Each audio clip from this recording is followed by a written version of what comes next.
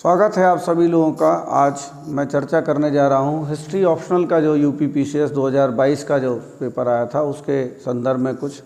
तो जैसा मैं बताता आया था अपने हिस्ट्री ऑप्शनल के इस कोर्स में जो कि मैं चला रहा हूँ कि जैसा मैंने अपने बच्चों को बताया था कि इस तरह से अब पेपर बनने लगा है तो आपकी जो तैयारी का तरीका होना चाहिए वो थोड़ा सा अलग हट करके होना चाहिए। और जिस तरह से एक सिस्टमेटिक तरीके से कोर्स को ख़त्म करा दिया जाता है, मेन टॉपिक्स को ख़त्म करा दिया जाता है और उसके बाद बहुत जल्दी कोर्स ख़त्म हो जाता है और आप लोग इस बात को लेकर के संतुष्ट हो जाते हैं कि मेरा कोर्स ख़त्म हो गया। लेकिन जब आप एग्ज़ाम को देखोगे, वहाँ पर क्वेश्चन जो आए हुए थे उनको देखोगे तो बहुत सारे क्वेश्चन ऐसे पूछे गए हैं जो बिल्कुल अनएक्सपेक्टेड होते हैं, ट्रेडिशन से हट करके होते हैं। 2-4 क्वेश्चंस का मैं उदाहरण देता हूं आपको इसमें, फिर उसके बाद एक एक करके लेक्चर बाय लेक्चर मैं आपको बताऊंगा कि किस क्वेश्चन का आंसर किस तरह से लिखना था। वो पूरे पेपर को मैं डिकोड करूंगा कि किस तरह से क्वेश्चन का आंसर कहाँ कहाँ होना चाहिए था।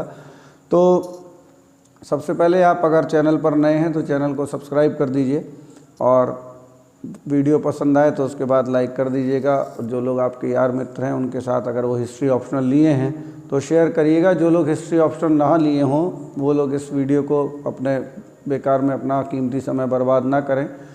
तो देखिए, एक वास्ट सिलेबस है हिस्ट्री ऑप्शनल का और कहीं से भी कोई भी प्रश्न पूछा जाता है और कई तरह से पूछा जाता है। तो मैंने हमेशा अपने स्टूडेंट्स जो पर्सनली जुड़े हैं मैंने उनसे यही कहा है कि आप कम समय में तैयारी करने की जगह पर आप समय दे करके तैयारी करिए। देखिए बात समझिए, कम समय में तैयारी करने की जगह समय दे करके तैयारी कीजिए। आप इतने कॉन्फिडेंट हो जाना चाहिए कि जब आपके सामने एग्ज़ाम्स में क्वेश्चंस आएँ तो आपको लगे कि इन प्रश्नों के उत्तर मैं पहले से लिख चुका हूँ। तो इस विषय पर मैंने अपनी पर्सनल क्लास में मैंने बताया भी था बच्चों को कि वो कौन से तरीके होते हैं जिससे हम इस कॉन्फिडेंस लेवल पर पहुंच सकते हैं कि अब हमारी तैयारी संपूर्ण हो चुकी है। तो वो तो मैं जुड़ने के बाद सारी चीज़ें बताता हूं कि किस तरह से आप कर सकते हो, लेकिन फिर भी कुछ बातें मैं आपको बता देता हूँ। जैसे एक टॉपिक होता है मौर्य कला। अब देखिए, जैसे लोग बाग कहते हैं प्रीवियस ईयर क्वेश्चंस करना, तो आप देखेंगे कि मौर्यों से बहुत ज़्यादा क्वेश्चन अभी तक नहीं पूछे थे, लेकिन इस बार आप जब देखेंगे क्वेश्चन में तो ट्रेडिशनल जो छूटे हुए टॉपिक्स थे जहाँ से हमको लगता था कि क्वेश्चन पूछ लेना चाहिए अभी तक नहीं पूछा, जैसे मौर्य कला में ज़्यादातर जो है अशोक के स्तंभ से संबंधित प्रश्न पूछते हैं या मौर्य कला पर विदेशी प्रभाव को पूछते हैं, तो एकदम हट करके उन्होंने, और ये जो उनकी दरबारी कला है ये अपने आप में इतनी व्यापक है कि ये छोटी मोटी कलाओं को छुपा ले जाती है। लेकिन प्रश्न इस बार पूछा गया लोक कला से, और यूँ ही नहीं पूछ लिया, उन्होंने कहा कि लोक कला जो थी जन सामान्य की अभिव्यक्ति थी, इस बात की विवेचना करनी थी। तो फिर यहाँ पर लिखना बड़ा मुश्किल हो जाता है। तो सबसे पहली बात क्या है कि यहाँ 2 बातें हैं। आपने समझा तो बहुत अच्छे से हो ही, साथ ही साथ आपके पास वो शब्द भंडार, वो पंक्तियाँ, वो पूरा मैटर आपके पास होना चाहिए जिनसे किसी प्रश्न के उत्तर को आप देंगे। ये बहुत ज़रूरी है।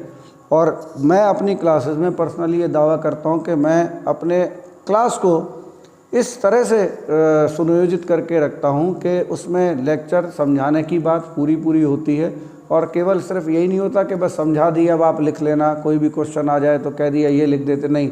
फिर एक प्रॉपर पॉइंट टू पॉइंट बात आपको बता करके बताया जाता है कि अगर इस तरीके का प्रश्न पूछा जाएगा तो किस तरह से आंसर आप लिखोगे, और पूरा आंसर कई सारे रूपों में आपको लिखाया जाता है। उसी लेक्चर के अंदर कई तरीके से बताया जाता है कि अगर ये प्रश्न आएगा तो आंसर इस तरह से लिखेंगे, ये प्रश्न आया तो फिर इन बिंदुओं के अंतर्गत प्रश्न को लिखा जाएगा। इस तरह से सारी बातों को हम करते हैं। इसी तरह से और भी तमाम सारे प्रश्न हैं जिनको मैं हर एक वीडियो में ला करके बार बार आपके सामने रखूँगा, और कुछ प्रश्नों को कैसे लिखा जाना चाहिए था ये मैं आपको बताऊँगा, क्या उसमें लिखना था आपको ये भी मैं पूरी तरह से बताऊँगा। तो इस तरह से, लेकिन यहाँ मेरा उद्देश्य यही है कि जो लोग बहुत जल्दबाजी में तैयारी करने की कोशिश करते हैं या बहुत सतही स्तर पर तैयारी करते हैं और बाद में उनको सबसे बड़ा नुकसान यही होता है कि बहुत सारे प्रश्न जो होते हैं वो उनके पहुँच के बाहर हो जाते हैं। इसी तरह से एक क्वेश्चन मेहर भोज से पूछ लिया गया है, और मैं जब भी अपनी क्लास लेता हूँ या शायद मैंने अपना जो लेक्चर लिया था हिस्ट्री में उसमें भी मैंने बताया था कि कुछ ऐसे शासक हैं जो बहुत इम्पॉर्टेंट हिस्ट्री के पॉइंट से नहीं रहते हैं, एग्ज़ाम के पॉइंट से हम उन पर इतना ध्यान नहीं देते, लेकिन यूपीपीसीएस का कुछ ट्रेंड है कि कुछ राजाओं के बारे में वो ज़रूर प्रश्न पूछता है हर बार। इस बार 2 राजाओं पर एंशिएंट हिस्ट्री में प्रश्न पूछा। एक हर्षवर्धन से प्रश्न पूछा जिसकी आप अपेक्षा कर सकते हो कि हाँ भाई पूछ लिया जाएगा, लेकिन मेहर भोज ने फिर फंसा दिया लोगों को। तो एक प्रश्न वो है जो फंसाने वाला प्रश्न है।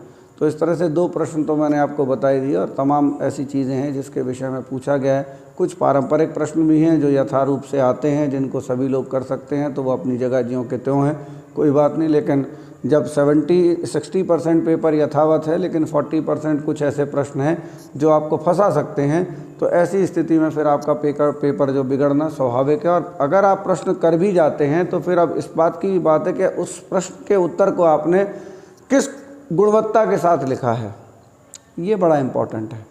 और इन्हीं सारी चीज़ों में जो हम अपनी हम हिस्ट्री की, चाहे आंसर राइटिंग आप कह लो, चाहे हिस्ट्री का जो कोर्स हम लोग चलाते हैं हिस्ट्री ऑप्शनल का वो कह लो, इन सारी बातों का ध्यान उन सब चीज़ों में रखा रहता है। जो लोग हिस्ट्री ऑप्शनल ज्वाइन करते हैं उनके लिए आंसर राइटिंग वैसे ही फ्री होती है, जो लोग नहीं ज्वाइन करते हैं वो लोग आंसर राइटिंग अपनी तरह से करते हैं। तो चॉइसेस हैं आपके पास, दिए हुए नंबर पर आप कॉल करके पूछ सकते हैं कोर्स के बारे में भी, और साथ ही साथ आप आंसर राइटिंग के बारे में, दोनों ही चीज़ें स्टार्ट हैं। आप ज्वाइन कर सकते हो फ़ोन कॉल करके मुझे और पूछ सकते हो। कोई आपके डाउट्स हैं तो उसके लिए भी मैं हमेशा तैयार रहता हूं, तो आप अपनी शंकाओं को भी दूर कर सकते हो। चैनल से जुड़े रहिए, बराबर नई नई चीज़ें और हम लोग लेकर के आ रहे हैं चैनल पर अति शीघ्र। इसको और उत्तम बनाने के लिए, बेहतर बनाने के लिए, उत्तम तो कभी के लिए तो हमेशा जगह रहती है, बेहतर बनाने के लिए आपके सहयोग का, आपके प्यार का हम हमेशा आभारी रहते हैं। इसी के साथ मैं आपसे इस लेक्चर में विदा लेता हूं। आशा करता हूं कि आपके लिए इतिहास वैकल्पिक विषय एक अच्छा विकल्प होगा चुनने के लिए, और जो भी आपके वैकल्पिक विषय हैं उनको भी आप लिए रहिए, मेहनत करिए, डटे रहिए, सफलता ज़रूर मिलेगी।